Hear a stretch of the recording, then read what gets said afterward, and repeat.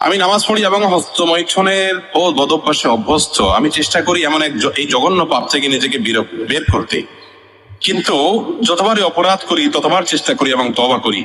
শাইখ দয়া করে বলবেন আমি কি নিজেকে কিভাবে এই পাপ থেকে বিরত রাখতে পারবো? ভাই, এই বিষয়ে এর আগেও বারবার বিভিন্ন যুবকরা বলেছেন।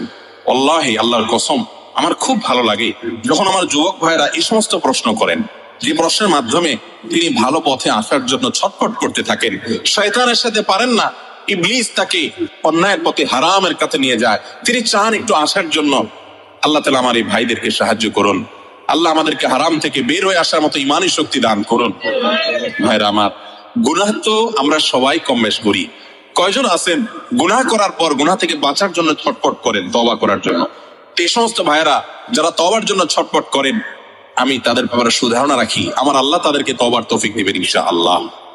যারা পাপ করার পর, অপরাধ করার পর কোনো সেন্স নাই, কোনো হিতাহিত, কোনো ভালো মন্দ ধারণা নাই, অপরাধ বোধ নাই, অপরাধের অদৃশ্য দহন তার ভিতরে হয় না, এই ব্যক্তি অপরাধ থেকে ছুটে আসা অনেক কঠিন হয়।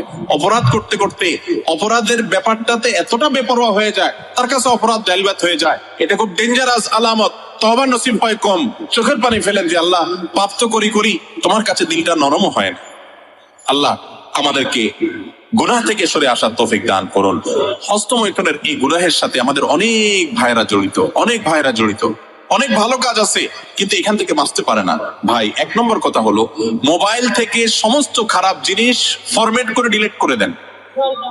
যদি সৎসাহস না থাকে বা মনে হয় যে আবার মোবাইলে সেটা চলে আসবে, মোবাইলটা বিক্রি করে একটা বাটনওয়ালা মোবাইল নেন, যেখানে কিছু থাকবে না।